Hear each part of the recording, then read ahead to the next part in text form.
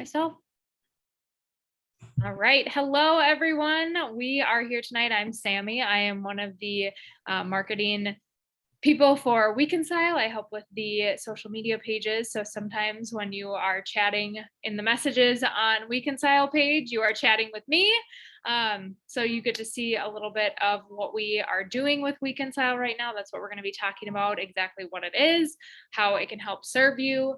And so we're going to learn a little bit about Jennifer as one of the co-creators of WeConcile and get to know a little bit more about the source that it is. So Jennifer, if you want to tell a little bit about yourself, that'd be awesome. Okay, well, I am, what do I say? Sorry. Okay. I'm a marriage family therapist, and I sort of had my family growing up, their relationships weren't very good. Let's put it that way. We had a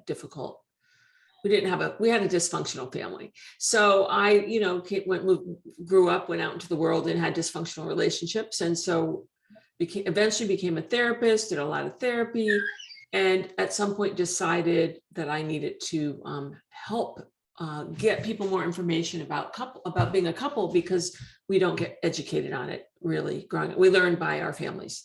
And so I spent a lot of years doing training and writing, and created Weconcile, which is just got accepted by the App Store as an app. Yay, So, that's yes. so exciting. I know that was one of our questions that's coming up Yeah. in a little bit. So that's a little bit about what inspired you to obviously start Weconcile. Do you want to talk a little bit about the groups of people that this service serves? Right. So, well, you probably want to be able to use your phone because it's an app. So you have to like apps. Yeah. It's really for people who want to change their relationships, feel like with the right help, they could change their relationships, but they're really struggling. They don't know, the communication gets bogged down, or they end up in conflicts. They don't really know how to get out of it. They either don't have the time or the inclination to do couples therapy, which is time consuming and expensive. And they want to, get through a difficult time quickly and learn. So if they're struggling, they go to the app and say what's going on and start getting guided through a process of calming themselves down, and then a process of communication if they want to. And then there's a whole library of topics they can learn about. Awesome. I know I've been looking through that library as I've been pulling content for the Instagram page, and it's been very interesting to even look at some of those items through my lens of being a newly married person. So would you say that this is something that only people who are in relationships can use, or is there a spot for someone who isn't in a relationship at the time?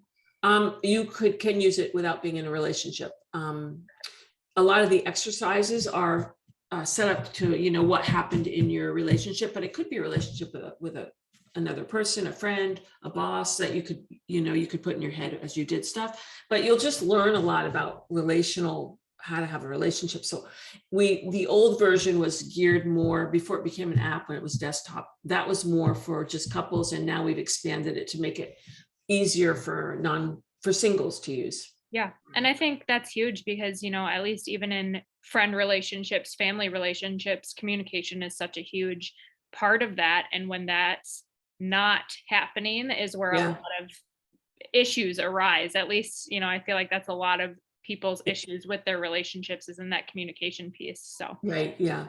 That's awesome. Okay. So then going kind of next into, as a species, this is kind of leading right into this.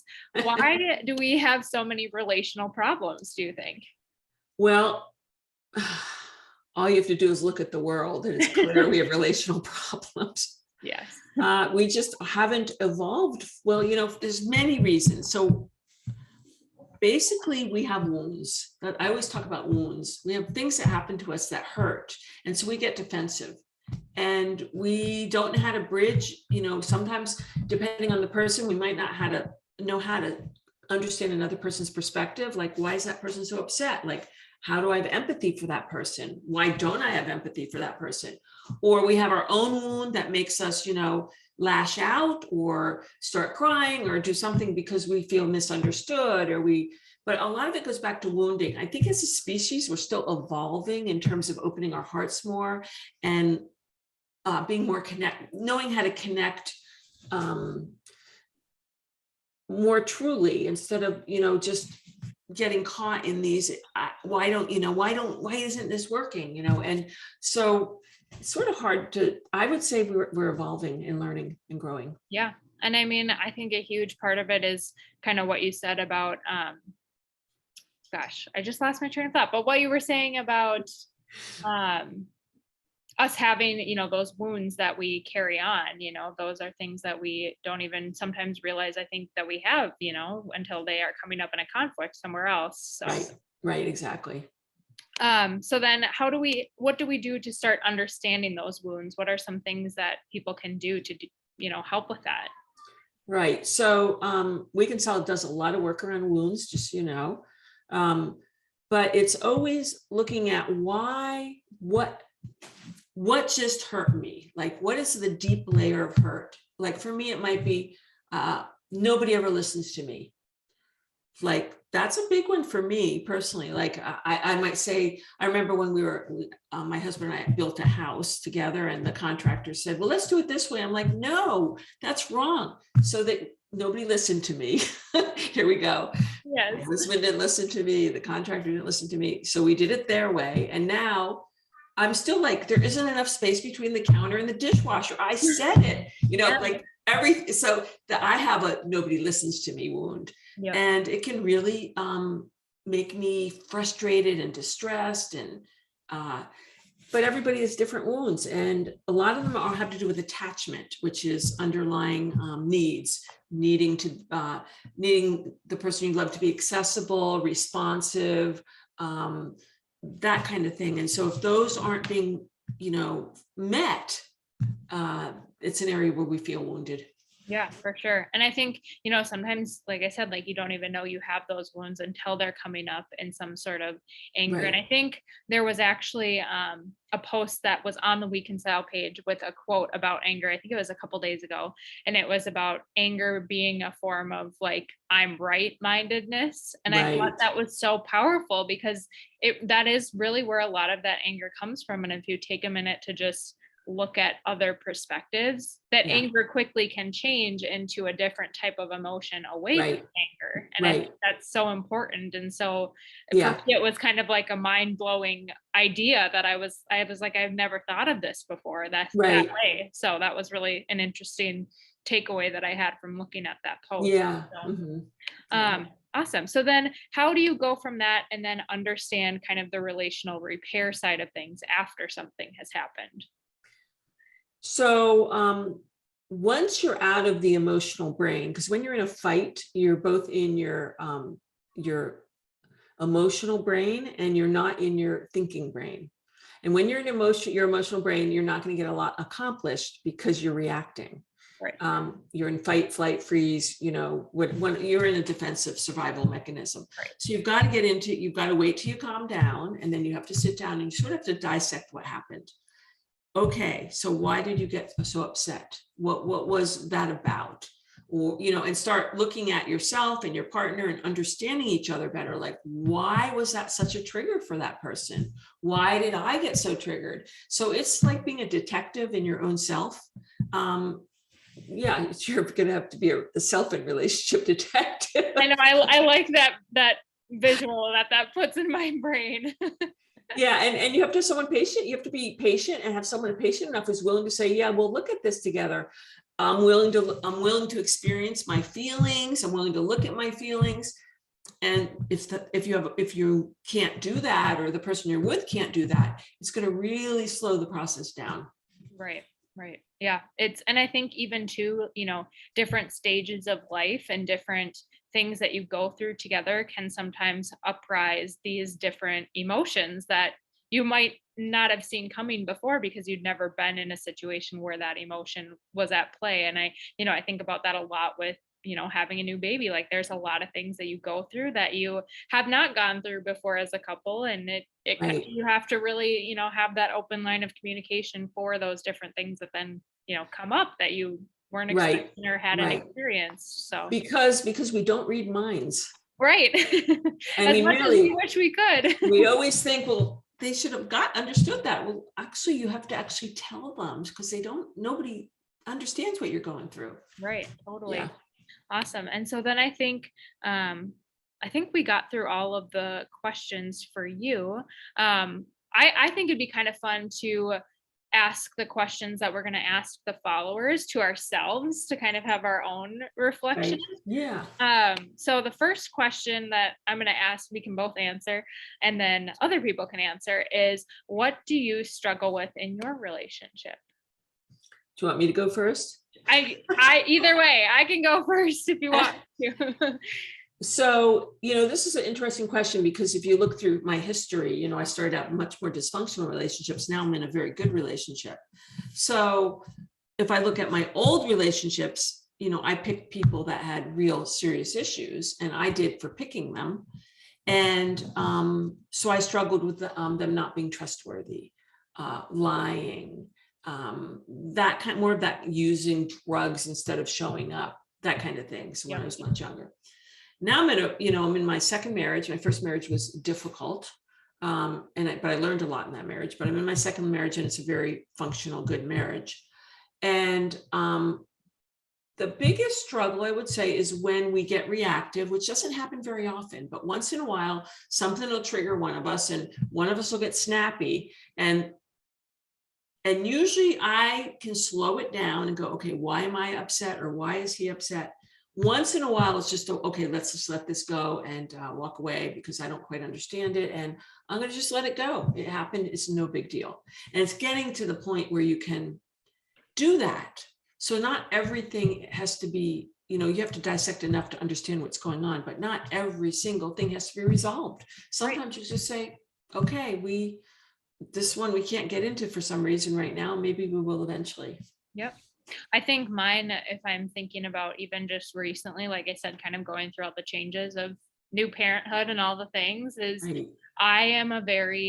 I like control kind of person. That's my personality. I like, when things go right, when things are planned, that's kind of who I am. And when things don't quite go how I want them to go, it makes me start to get anxious and, I start to get emotions that rise up. And so kind of learning how to, like you said, kind of get over the things that don't really matter too much and kind of let them go and let go of some of that control, because then sometimes when that control is not there, that's when I get angry or that's when I get upset. And and then it's just hard to come back from that after you're so up there in the emotions. So that's been something I think for us we've really had to try to work through. And then on top of that, my spouse is a very calm, patient, he's very opposite of me in that regard. So a lot of times he's trying to be the voice of reason, which almost makes me a little bit more mad because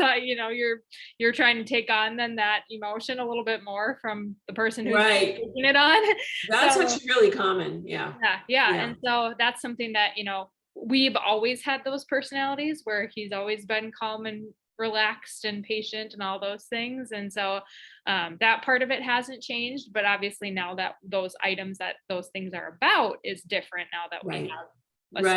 So I would say like that's kind of our biggest battle. And like you said, it doesn't happen very often, but when it does, I'm usually the emotional reactive one and he's kind of the calm, resolve the issue type of one. So well, it sounds like what he does is he does some logical sort of problem solving stuff. Yes. And you actually want to be heard.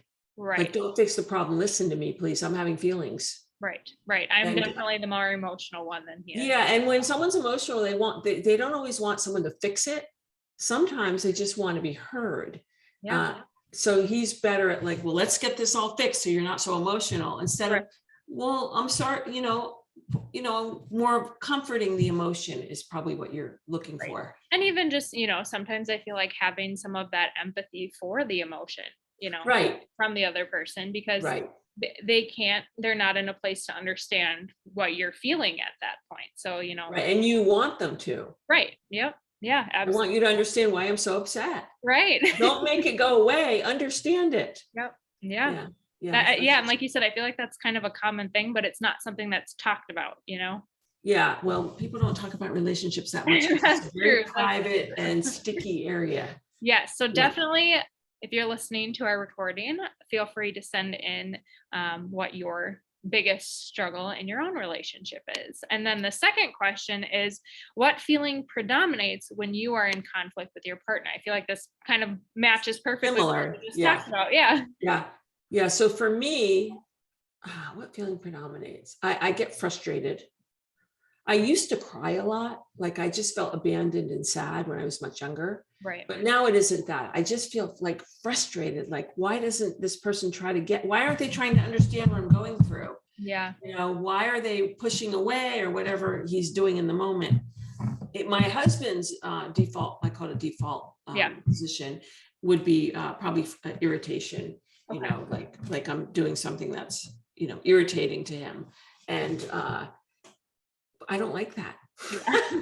I would agree. I would say mine is either frustration or because I'm not really a cry, like I don't get emotional to the point of crying. I kind of just get like emotional, frustrated / angry. I would say like that's kind of my borderline between the two. If there's one between those two, that's aggravated, I would say is probably a good between those.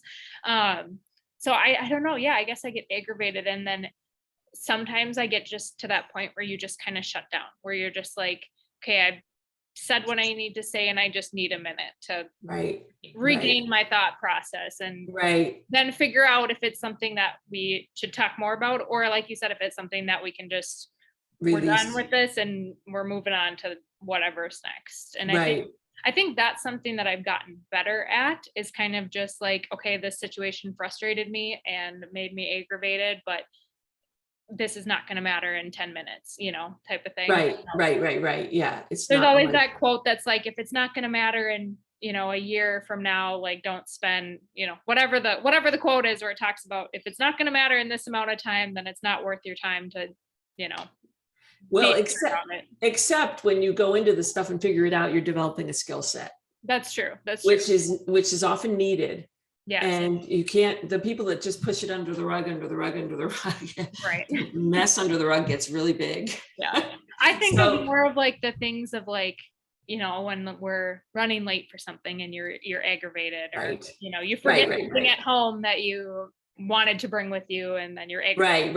Right. Yeah. That's letting go of content, the content of what it was. And what you don't want to let go of though, is trying to understand what happened. Right. Absolutely. Yeah, that's the piece you don't let go of. You just let go of okay, so we were late, let go of it. Yep. Yeah. And I think too, like you said, like you talked about developing that skill set, all of those experiences kind of put those tools in your toolbox of, this is how we talked through this. This is how we figured out and walked through this emotion together, or this situation together, so that the next time something similar happens, you're ready.